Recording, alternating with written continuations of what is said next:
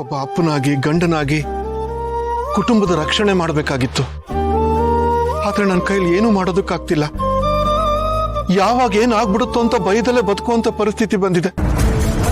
ತುಂಬಾ ಅಸಹಾಯಕನಾಗ್ಬಿಟ್ಟಿದ್ದೀನಿ ಮಗಳೇ. ಅಪ್ಪ ಬೇಜಾರು ಮಾಡ್ಕೋಬೇಡಿ, ನನ್ಗೆಲ್ಲ ಅರ್ಥ ಆಗುತ್ತೆ. ಅಕ್ಕ ಇದ್ದಾಳಲ್ವಾ, ಅವಳು ನಮ್ಮನ್ನ ನೋಡ್ಕೋತಾಳೆ. ಮಗಳೇ, ನೀನಿದನ್ನ ನನ್ನ ಸಮಾಧಾನಕ್ಕೆ ಹೇಳ್ತಿಲ್ಲ ತಾನೆ? ನಿಜ ಹೇಳು ಮಗಳೇ, ಗೌತಮಿ ನಿಮ್ಮಿಬ್ರನ್ನು ನೋಡ್ಕೋತಾಳ? ನಿಮ್ಮಿಬ್ರನ್ನು ರಕ್ಷಣೆ ಮಾಡ್ತಾ ಇದ್ದಾಳ? ಯಾಕಪ್ಪ ಈ ಡೌಟು? ನಾನು ಹಿಂಗೆಲ್ಲ ಹೇಳಿದ್ನಲ್ಲ, ಅವಳು ಯಾಕೆ ನಮ್ಮನ್ನ ಜೊತೆ ಇರಿಸ್ಕೊಂಡಿಲ್ಲ ಅಂತ. ಮತ್ತೆ ಹೀಗೆ ಮಾತಾಡ್ತಿದ್ಯಲ್ಲ. ಹೇಳ್ದೆ ಮಗಳೇ, ಆದ್ರೂ ಏನಾದ್ರೂ ನೋಡಿ ಅಪ್ಪ, ನೀವು ನಮ್ಮ ಬಗ್ಗೆ ಯೋಚನೆ ಮಾಡೋದ್ ಬಿಟ್ಟು ನಿಮ್ ಬಗ್ಗೆ ಸ್ವಲ್ಪ ಯೋಚನೆ ಮಾಡಿ.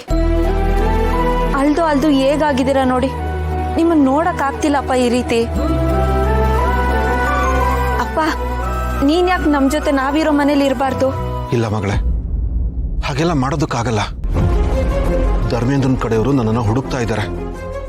ನಾನ್ ನಿಮ್ ಜೊತೆಗೆ ಬಂದ್ರೆ ನನ್ನಿಂದ ನಿಮಗೂ ತೊಂದರೆ ಆಗತ್ತೆ. ಅದು ಅಲ್ಲದೆ ನಾನೊಂದು ಮುಖ್ಯವಾದ ಕೆಲಸದ ಮೇಲೆ ಇದ್ದೀನಮ್ಮ. ಅದು ಆಗೋವರೆಗೂ ನನಗೆ ನೆಮ್ಮದಿ ಇಲ್ಲ ಮಗಳೇ. ಆ ರಾಜ ರಾಣಿ ಕೊಂದವ್ರನ್ನ ನಾನು ಕಂಡು ಹಿಡಿಲೇಬೇಕು.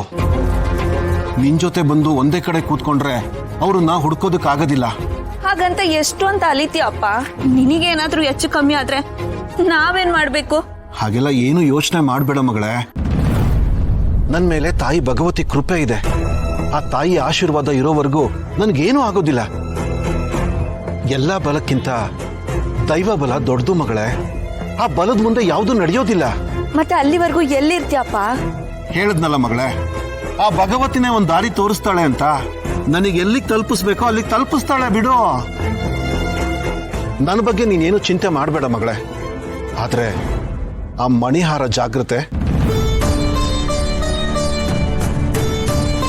ಅದನ್ನ ಜೋಪಾನವಾಗಿ ನೋಡ್ಕೋ. ಯಾವುದೇ ಕಾರಣಕ್ಕೂ ಆ ವಿಷಯದಲ್ಲಿ ಮೈ ಬರಿಬೇಡ. ಸರಿ ಮಗಳೇ, ನಾವಿಲ್ಲಿ ತುಂಬಾ ಹೊತ್ತಿರೋದು ಬೇಡ. ಯಾವಾಗ ಯಾವ ಕಣ್ಣು ನಮ್ಮನ್ನು ನೋಡುತ್ತೆ ಅಂತ ಹೇಳಕ್ಕಾಗಲ್ಲ. ನೀನು ಹೊರಡು, ನಾನು ಹೋಗ್ತೀನಿ.